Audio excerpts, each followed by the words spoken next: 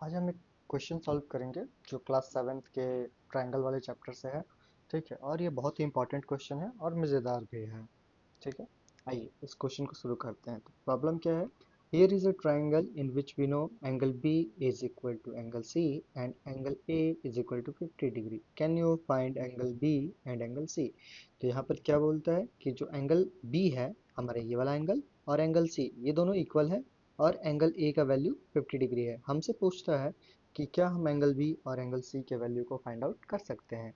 आइए सॉल्व करते हैं। ठीक है, तो अब यहाँ क्या बोलता है कि एंगल बी और एंगल सी इक्वल है। तो चलो मान लेते हैं, किसी एक एंगल को एक्स मान लेते हैं। क्या बोलते हैं? चलिए शुरू करते हैं फिर। तो मैं बोलता हूँ let angle B is equal to x.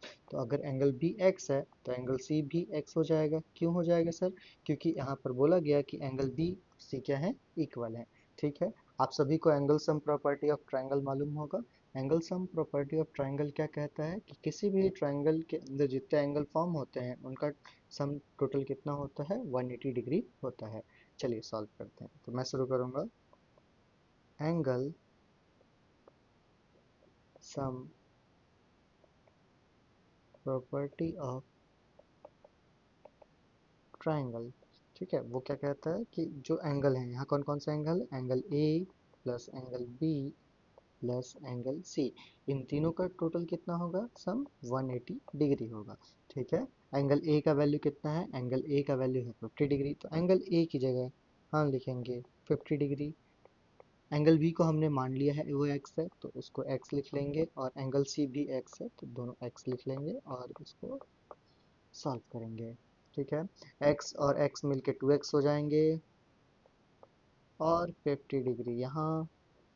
चलिए ठीक है जी, हमें x का वैल्यू फाइंड आउट करना है, तो 50 भैया को उधर ट्रांसफ़र कर लेंगे और हमने कर लिया है ट्रांसफ़र।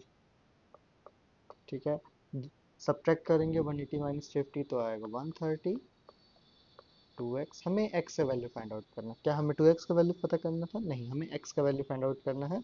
ठीक है, तो 2 उधर ट्रांसफर हो जाएगा। ठीक है, यहाँ 2 क्या है, मल्टीप्लाई हो रहा है x के साथ, उधर जाके क्या हो जाएगा, डिवाइड हो जाएगा।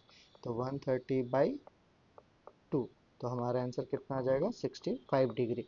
x x का वैल्यू कितना है, 65 डिग्री, माने क्या हुआ कि angle b is, oh sorry, मतलब क्या हुआ कि angle b is equal to angle C is equal to 65 degree. ऐसे सॉल्व करेंगे इस प्रॉब्लम को। Thank you.